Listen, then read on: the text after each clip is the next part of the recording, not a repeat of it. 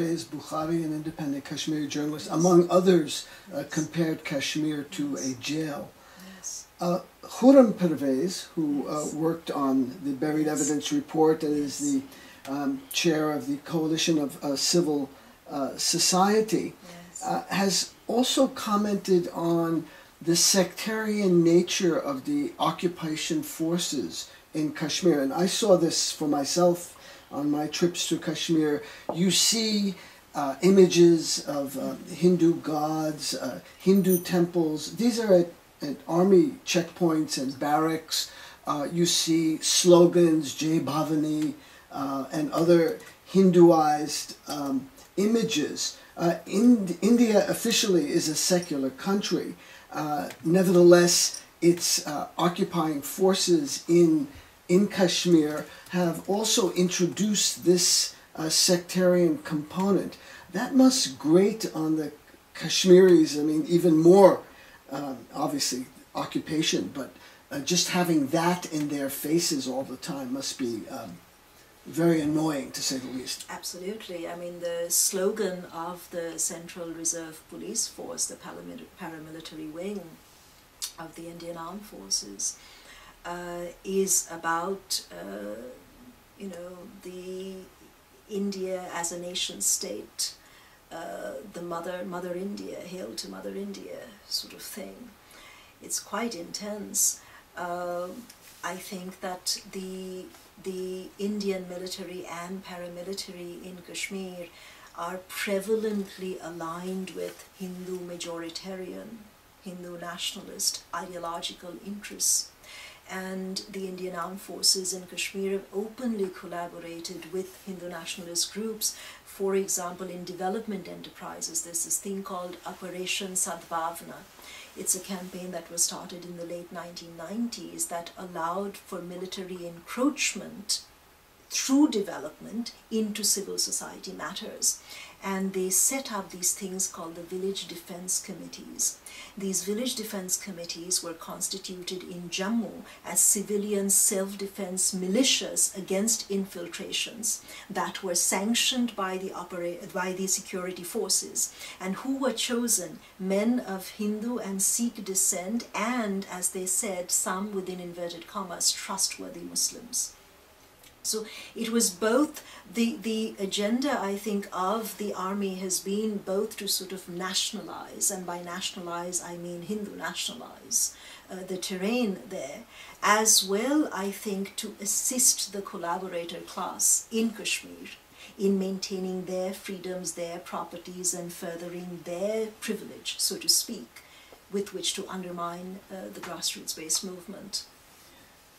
Clearly, Kashmir has an outsized space in the Hindu nationalist imagination. Yes. It's referred to constantly as a tut-ang, an integral part of India, a limb that cannot be separated. So this, again, I think, gives it a special characteristic that isn't necessarily apparent when the Indian state's dealing with rebellions in Jharkhand or in Manipur or Nagaland or in Orissa. Completely. And I think there's something else. You're absolutely right. And two things I want to say about this. One is when I was working in Orissa with Hindu nationalism, documenting things there.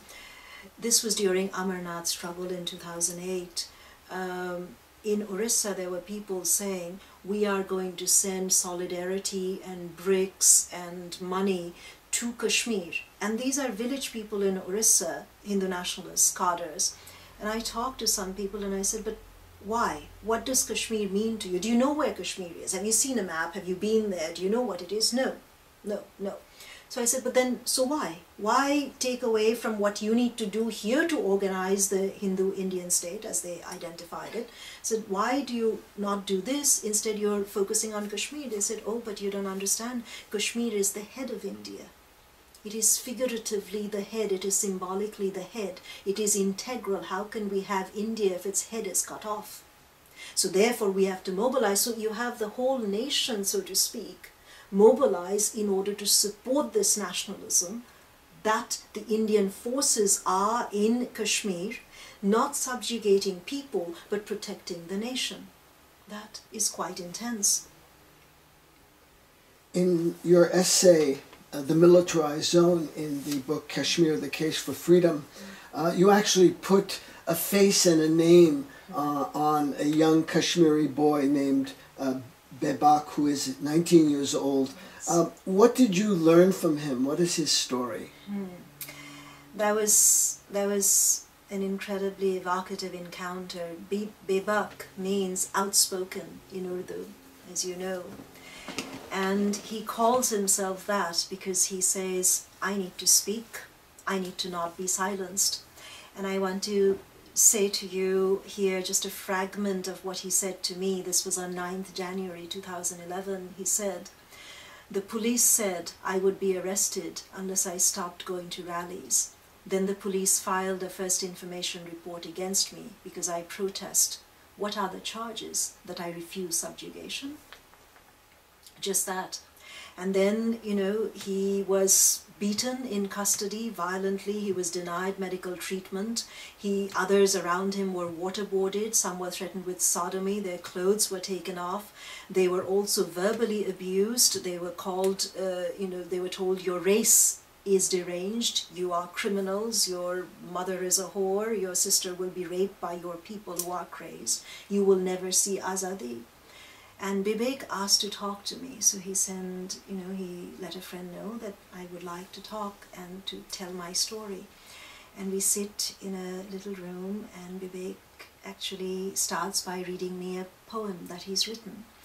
And he starts, this is heartbreaking, he starts by saying, thank you for your solidarity. And I'm taken aback. I say, why?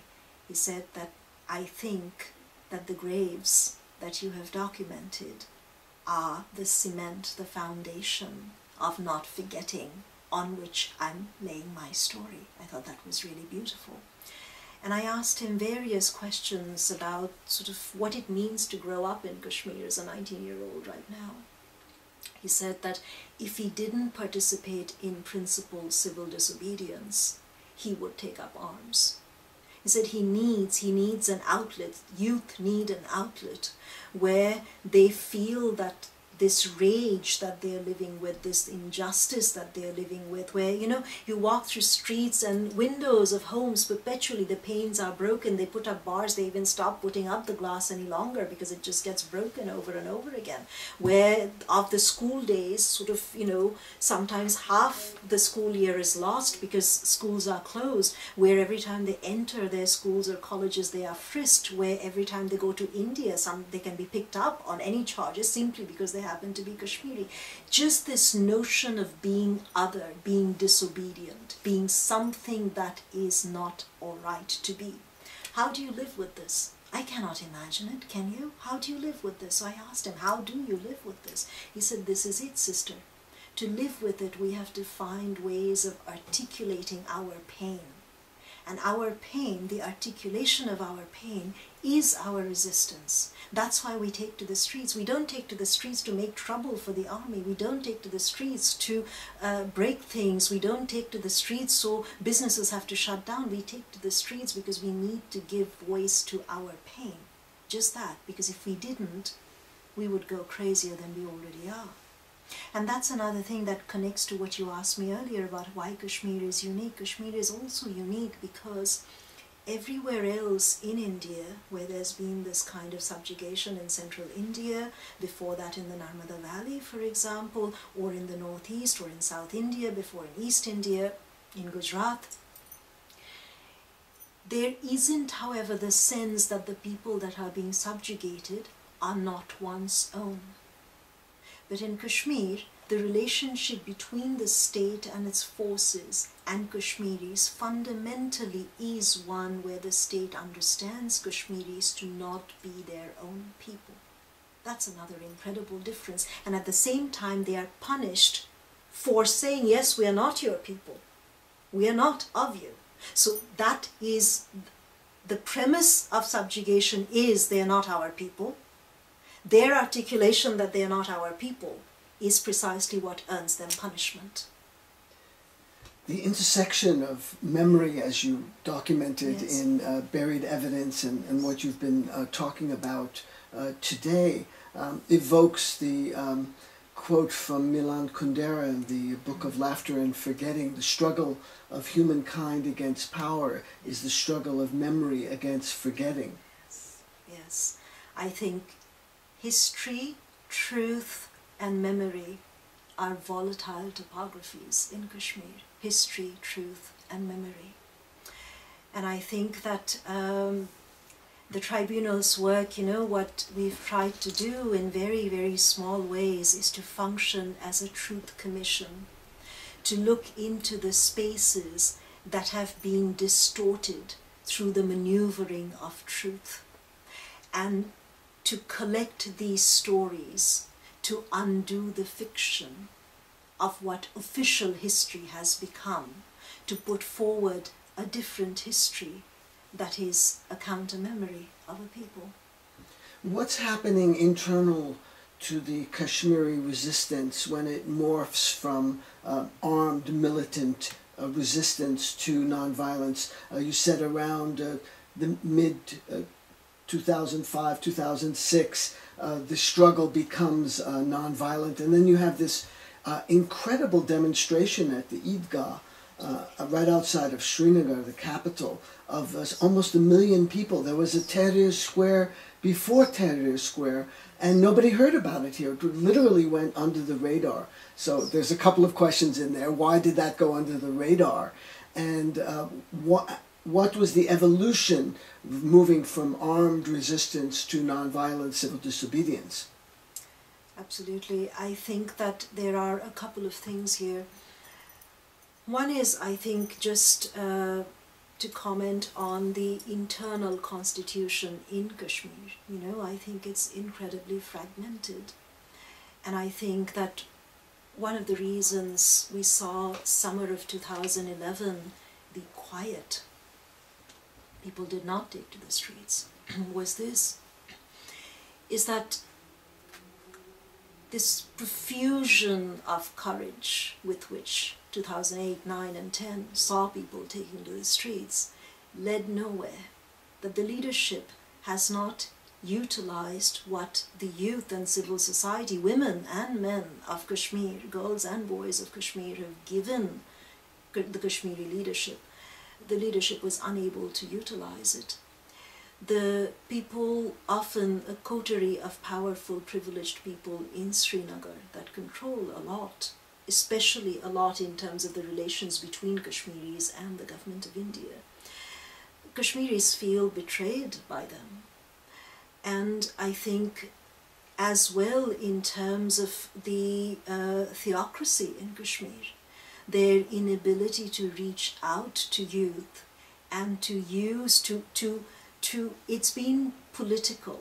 Their decisions have become political, rather than their decisions being ethical in terms of what is in the best interest of their own people.